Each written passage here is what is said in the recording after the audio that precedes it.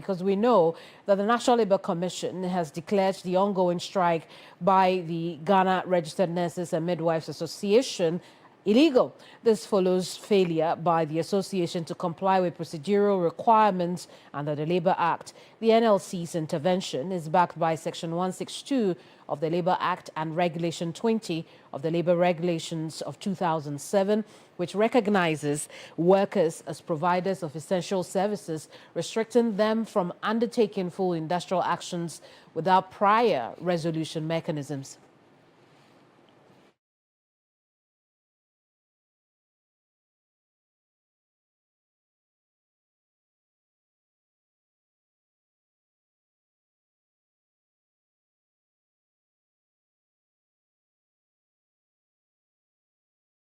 Well, what exactly are those directives the National Labour Commission is sending out to the GRNMA at this point, particularly the nurses and midwives who are on strike? I can tell you that they're asking for them to immediately call off the strike. That's a no-brainer. They also want them to resume dialogue with the Fair Wages and Salaries Commission, submit a report on the talks by June 25 at 2:30 p.m., suspend all protest actions, including the wearing of red armbands and withdrawal of services. So that's what the National Labour Commission is calling on the association and striking health workers across the country to do at this point. Baseline, call off the strike and return to the negotiation table. Meanwhile, General Secretary of the association, Dr. David Tinkrang Chum, says the association will not back down and the strike will continue as it is. He spoke earlier on New Day. Currently in a meeting, and we are discussing the possibility of escalating the strike because we think that the employer doesn't seem to care about the plight of nurses and midwives in Ghana. Oftentimes, nurses and midwives are so busy breaking their back, and for that matter, their issues don't come into the media. Do you know that 2016, the same condition of service was not implemented? When Dr. Atufose was a deputy minister of finance under Setekpe, that they can disrespect nurses and midwives in Ghana because they can hide behind Labour Commission, and there is no strike that has been declared legal in Ghana, as far as I'm concerned. Since the establishment of Labour Commission, have you ever heard that Labour Commission has declared any strike legal? So as far as we are concerned, we are pressing home our demand for what is due us, okay? This is a fundamental human right as is enshrined in Chapter 5 of the 1990 Constitution. We don't care about what anybody says. What we think is that we are doing the right thing. They can hide behind technicalities and tell us that what we are doing is illegal and compel us to go to work. Nobody can compel us to go to work. Until the employer does his side of the bargain, we have signed a collective agreement.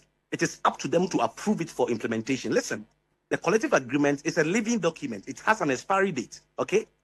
Even there is a clause in the collective agreement that 1 year into the life of the document, the parties can call for wage opener.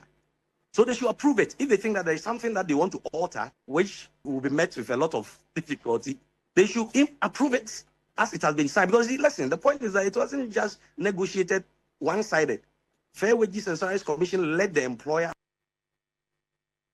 Right, so where does that leave the patient? And that's the conversation we will have now. We'll talk to Reverend Richard Anandonko, who is Public Relations Officer for Professional Association of Psychiatric Nurses, Ghana. Let's engage Richard Anandonko now. Richard, thank you so much for your time. But this issue, the NLC is ensuring that all of you return to work. Your thoughts on it? And thank you for having me in my regards to your cherished viewers. First of all, Kemini, let me put it on record that out of 5 labor unions in the nursing fraternity, only one has embarked on the strike action. That is the Ghana Registered Nurses and Midwives Association. That has embarked on the strike action. The 4 other unions, namely Union of Professional Nurses and Midwives Ghana, Professional Association of Psychiatric Nurses Ghana, Ghana Registered Midwives Association, and National Association of Registered Midwives Ghana, we have dissociated ourselves from such strike action.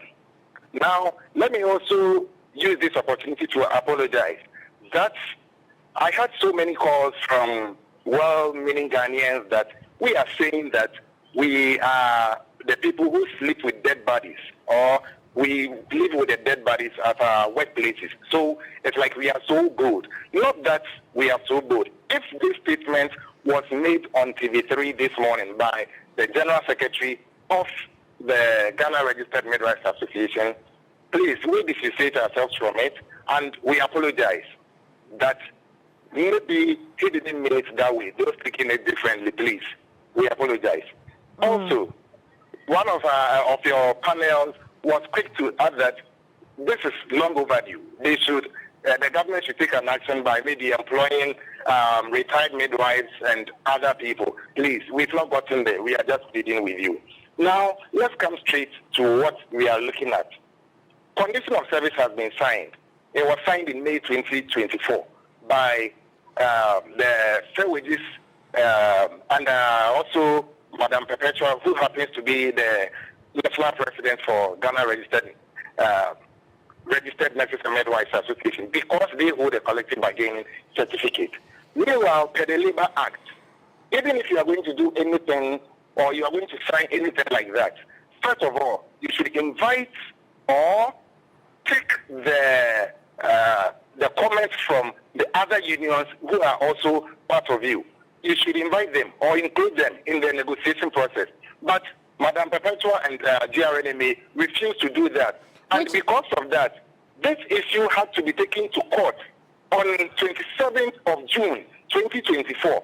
So for 7 good months, government, the erstwhile government, couldn't implement this condition of service because Madam Perpetua and GRNMA couldn't go accordingly or per the Labour Act. Now, afterwards, it was resolved in 20th of January, 2025, of which a new government is already in the system. This new government has given us the assurance that, yes, they are also ready to implement the collective agreement as signed by the GRNMA. Here is the case. We've been engaging day in and day out. We've been engaging the Ministry of Finance and other stakeholders. As we speak with you, my dear sister, on the 18th of June, 2025, they have secured or they've booked an appointment that we are going to meet the Ministry of Finance so that we will look at the way forward as to how this then is going to be implemented. Meanwhile, on the 27th of June, of May 2024, that was last week, Madam Perpetua called for a meeting that all the labor unions, we should come together and have a strike action. We told her that I think it's late. We think it's late. The time is not yet right. So she should exercise restraint so that we can have the meeting with the finance ministry on the 18th of June. Or she should give us the opportunity to go and engage our members so that on the 30th of May, which happened to be last Friday, we're going to have the meeting. Then we will come out with a final solution to what we are going to do. We all agreed at the meeting.